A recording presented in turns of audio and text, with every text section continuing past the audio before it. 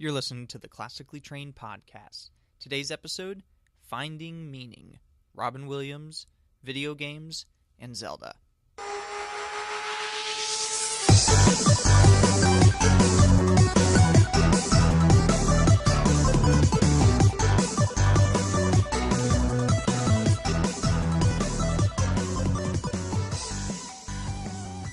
Hello and welcome to another episode of Classically Trained, the podcast for life and leadership lessons from classic video games. I want to welcome you and thank you for tuning in and checking out this podcast. My goal is to help you be more successful using analogies and concepts found in video games to help you be successful at work. In fact, I call this particular approach allegamy. That's a mix between allegory and gaming. Today's topic is a bit of a serious one, and it's based on some recent events that have happened just this past week. Now, it's often sad to hear of a person's unexpected passing. We know that life's short no matter how long it lasts. And unfortunately, we are reminded of this again with the passing of the great actor and comedian Robin Williams. Now, I admit I wasn't necessarily the biggest Robin Williams fan, but I really enjoyed a lot of his movies, even going back as far as remembering seeing Aladdin in the theaters, and his voice to Genie just was an amazing performance. He also is a very good serious actor in addition to being a comedian. I think I would say that The Dead Poets Society and What Dreams May Come were both really meaningful to me. So when we see a well-known individual like Robin Williams and we hear about their untimely passing, these things can shake us up. We stop, we pay attention, and we begin to think about how this impacts our own lives. And as we do this, at least with me, I begin to pose a couple questions to myself. I start thinking about my own impact. I start thinking about my legacy, about how those around me will remember me when my time is done. So I know one of my own personal hang-ups is being a bit of a people pleaser. And it's easy to get caught up in thinking about what others want for our own lives. And that thought arises whenever I think about my legacy. And I'm remembered of a study where patients in a hospice center were asked at the end of their life what their regrets were. And overwhelmingly, their regrets were centered around things that they wanted to do but didn't do. About wanting to have been more true to themselves. And they regretted being so worried about what others thought about them and allowing that to affect their behavior. So at the end of our lives, whose approval is really going to matter?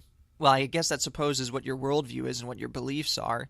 You know, for me and my perspective, I have to answer to God. So that's important to me. And I need to look back at my family, my wife, my son, and those around me. Have I shown up and been responsible and been the father and the husband that I should be?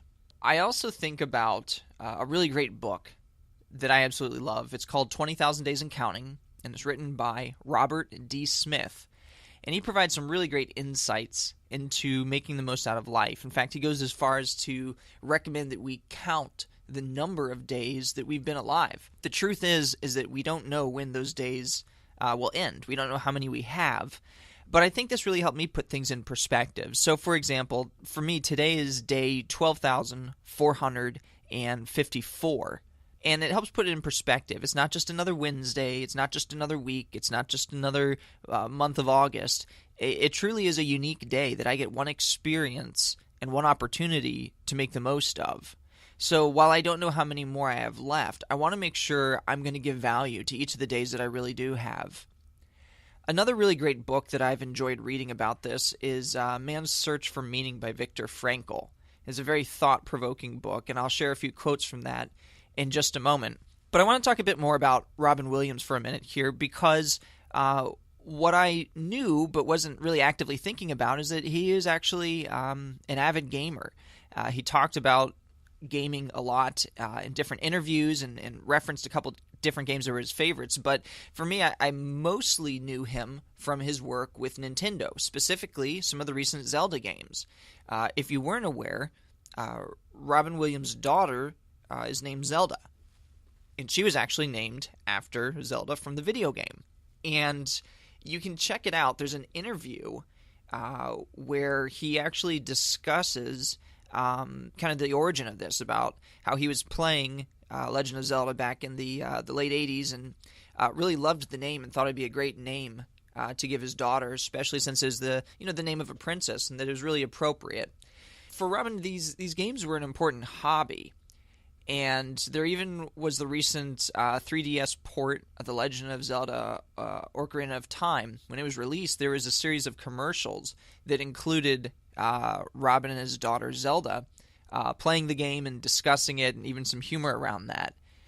So it was interesting to see how this particular media can impact others. And in the same way, many of us are faced with experiences in video games where we don't know when the game is going to end.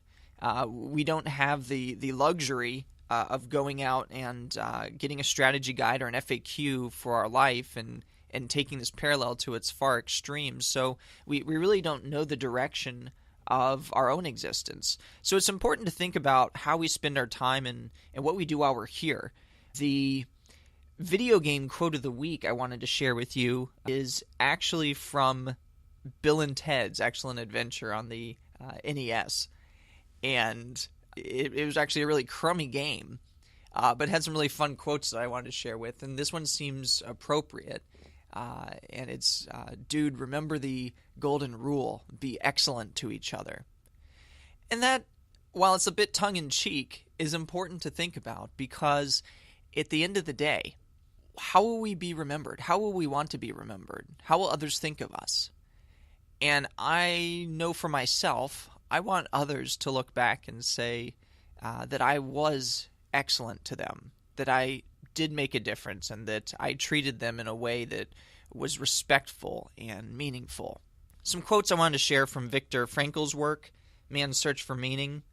It's an incredible read. Again, Viktor Frankl was a psychologist who survived the Nazi concentration camps and lived to write about it. An amazing book, some really great thoughts. I couldn't do it justice in just the few moments I want to share with it today, but I do have a couple quotes that I hope will add value to you and give you some perspective. One of his quotes from the book is, "When we are no longer able to change a situation, we are challenged to change ourselves." And when you think about no matter what situation you're facing today, whatever we can use as an excuse for why we haven't done the things that we want to do or should do, we need to remember that we ourselves are challenged, that it's up to us to change ourselves and our perspective. Another great quote is, "Everything can be taken from a man but one thing, the last of the human freedoms, to choose one's attitude in any given set of circumstances, to choose one's own way."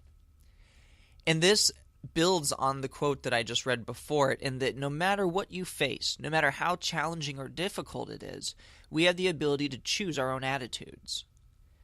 The last quote I share with you is, "Ultimately, man should not ask what the meaning of his life is, but rather must recognize that it is he who is asked.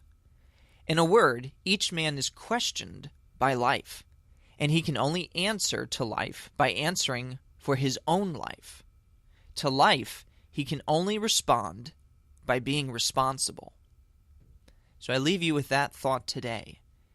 As we all face the certainty of having to answer one day for how we've lived our lives, how will you be remembered? And what can you do today to contribute to that desired outcome? Well, that's it for this episode of the Classically Trained podcast. If you enjoyed today's episode and found it to be of value, please take a moment to leave me a rating and review in the iTunes Store. And if you would like to learn more life and leadership lessons from classic video games, be sure to subscribe to the podcast, as well as check out the website, classicallytrained.net.